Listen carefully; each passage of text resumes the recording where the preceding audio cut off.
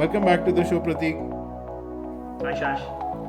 So let's look at Axie now, and I try to get some information on Axie. I think making it easy for our community to understand what the project is all about, what they're doing, what is exciting about it.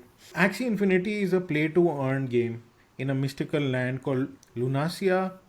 The players own little creatures called Axies, and the gameplay involves breeding Axies and battling them in quests.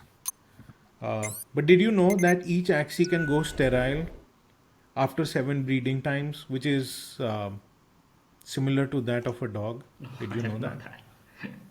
that. And Axie Infinity aligns itself very closely to principles of biotechnology and concepts of genes.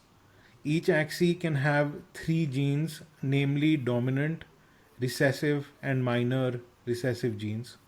So, breeding axes require more logical thinking to have breeds of desired qualities. Did No. you know that? Interesting, right? The in game economics of Axie Infinity involves 2 tokens, namely AXS, which is Axie Infinity Shard, and SLP, which is Smooth Love Potion, which possesses real value beyond the game as well. Each time an Axie is bred, SLP is used for breeding.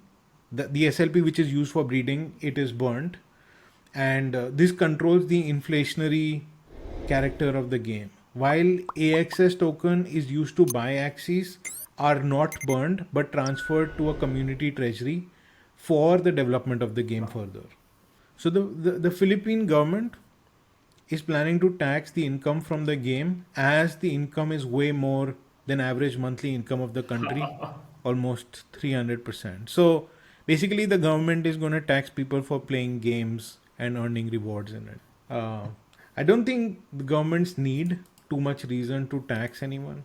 So now what I'm saying is there is possibility that little kids in the future with blockchain gaming would be paying taxes Higher as than the well. parents, but Yeah.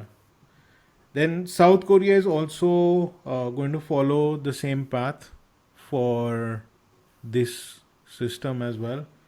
Uh, and Axie is offering cooperation to them no. for this, right? That's pretty interesting. The Axie Infinity game was actually conceptualized back in 2017 and see major milestones of an NFT marketplace in 2018, land sale in 2019, and their sidechain Ronin on the Ethereum network was launched in No. 2020. Axie Infinity has some really interesting partnerships with some heavyweights, including Samsung, Ubisoft, Binance, and Maker, to name a few. As of 29th August, AXS trades for $73 and SLP for $1.13 and has been trading at a massive volume as well. In July 2021, the game generated a whooping $90 million, which surpasses the other apps in the top 10 list.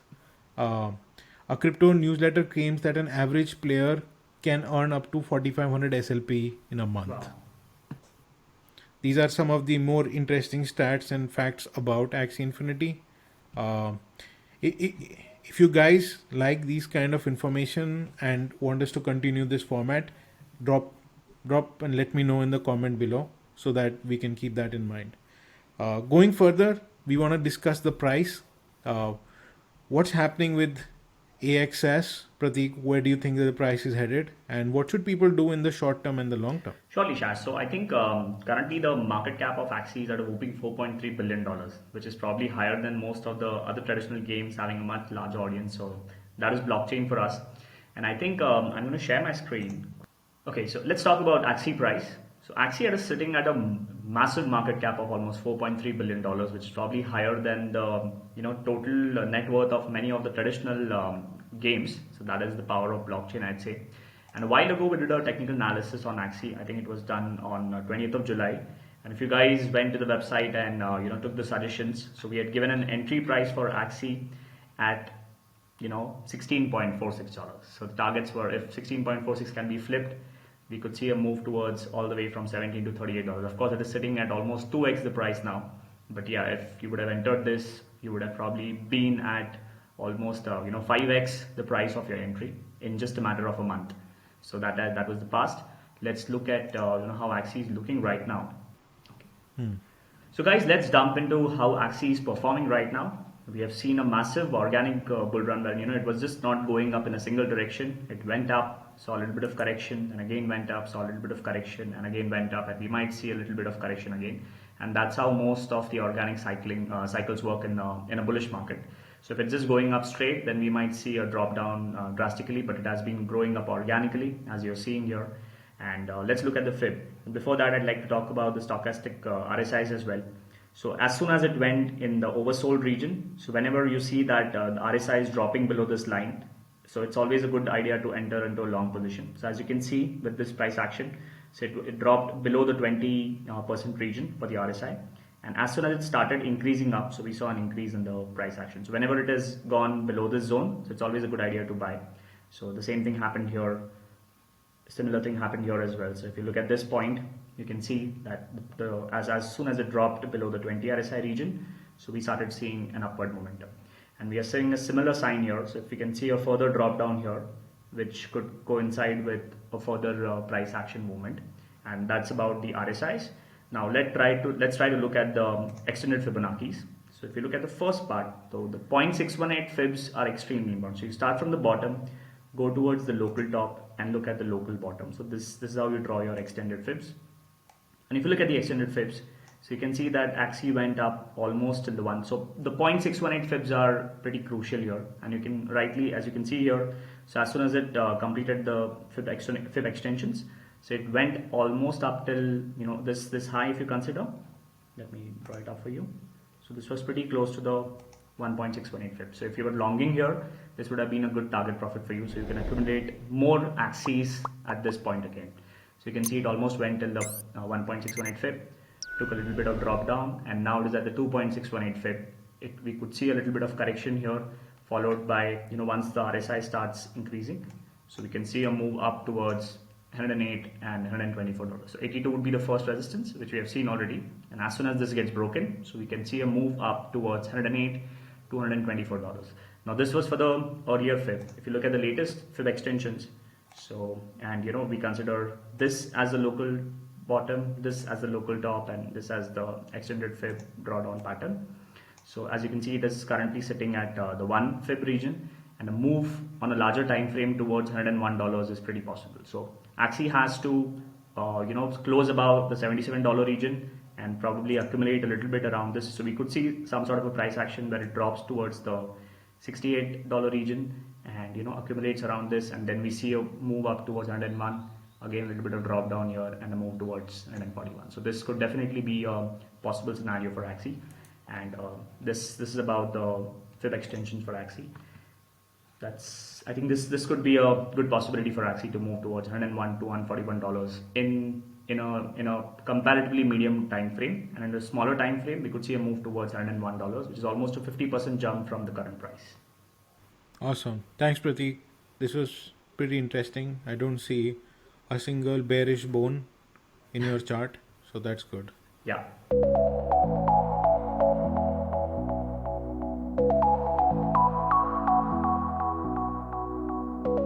So I wanted to have a bit of a discussion about the play to earn market, which is super hot right now. And while I'm seeing a lot of interesting projects coming up right now, there are so many projects which are just designer white papers with pretty much stuff copied from the others. I think they must be getting it done from a Fiverr guy and just making a website and like talking about stuff like Promising you the moon and the stars.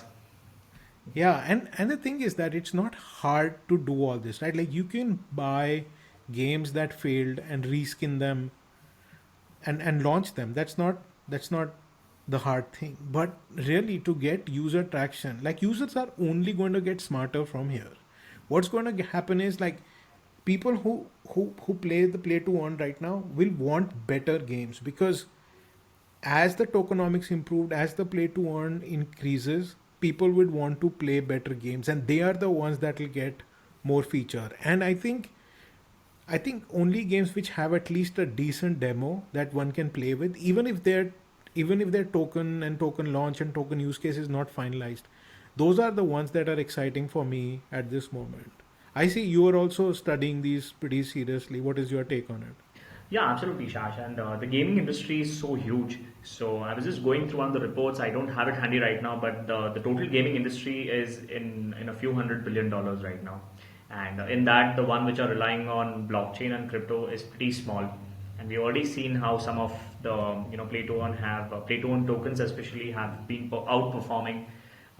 The best example is probably Axie Infinity. We have seen how it has gone through, and yes, so many of the so-called entrepreneurs who want to enter the crypto space, so they're just writing a white paper and promising you the land and the moon. So audience has to be very careful in which project you are investing, maybe the pre-sale or as soon as it goes live.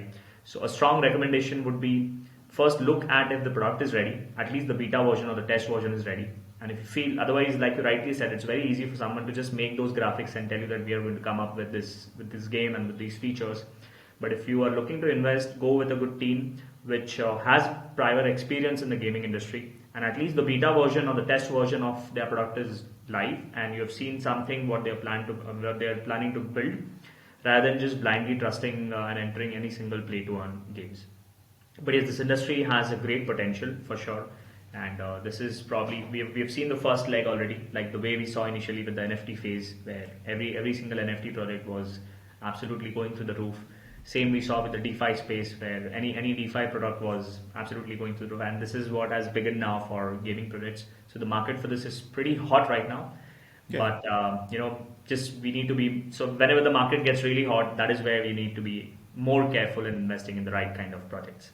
Though the financial market in general is far bigger than the gaming market, right? Like in terms of valuations, it's easy for a financial product which is not that superior to be higher valued than a gaming product that existed before blockchain came in. But with the crypto gaming side of things, right? Uh, is it being called decentralized gaming already? DIGA. We should call it DIGA. So we have DeFi and we should have a DIGA. Never mind. Uh, but I I think it's think pretty catchy too, man. DIGA. Diga. Yeah. Yeah. Let's Because copyright this because I and sell heard. an NFT. Say that again. Let's copyright this and make an NFT and sell it.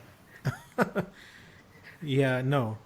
We, we, we shouldn't copyright anything. We should just give it away for people to use. But no, there was another term I heard for it. It was called uh, game GameFi. finance. GameFi. It was called GameFi, I think. Game finance is like the point of blockchain is more about decentralization than finance per se, right? Like decentralizing NFTs is far more exciting than decentralizing a token. In my opinion, like that aspect is super interesting. Though, like in mentally, we can put them all in the same block. However, I feel that the whole blockchain gaming side is a little.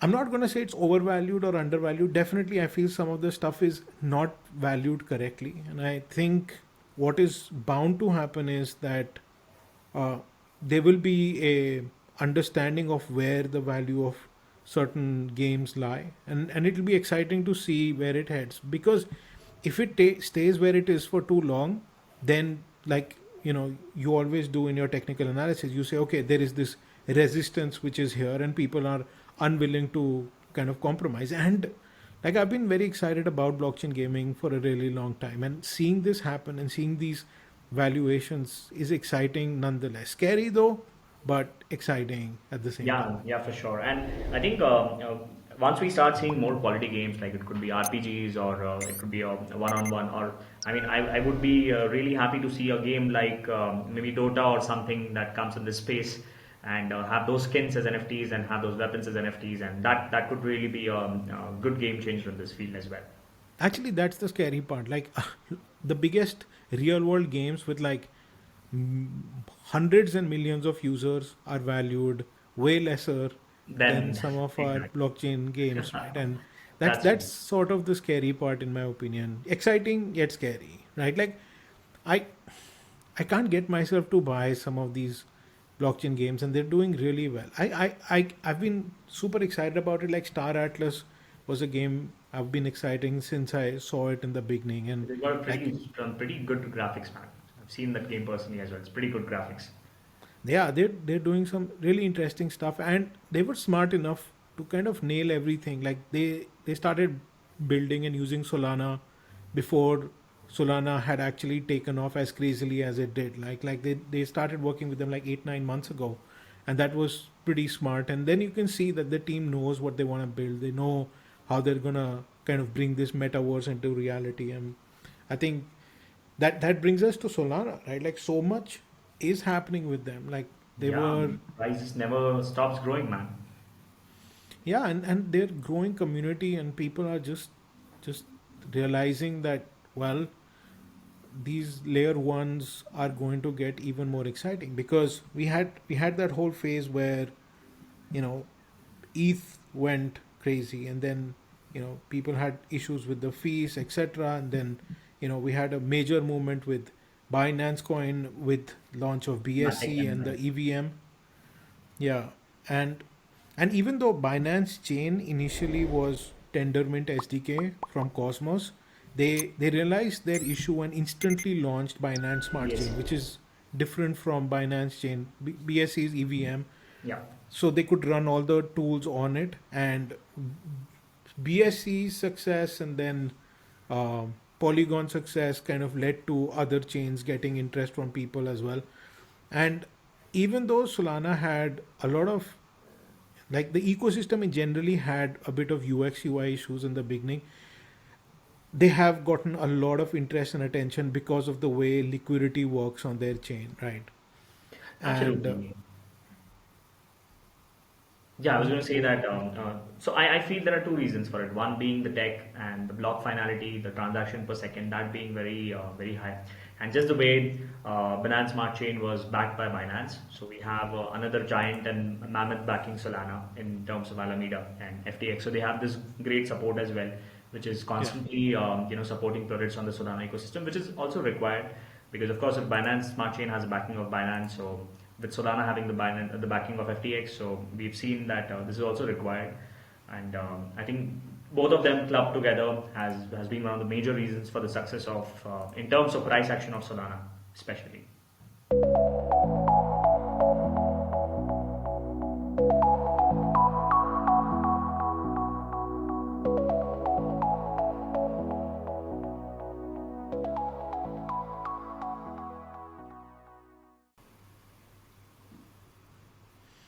awesome.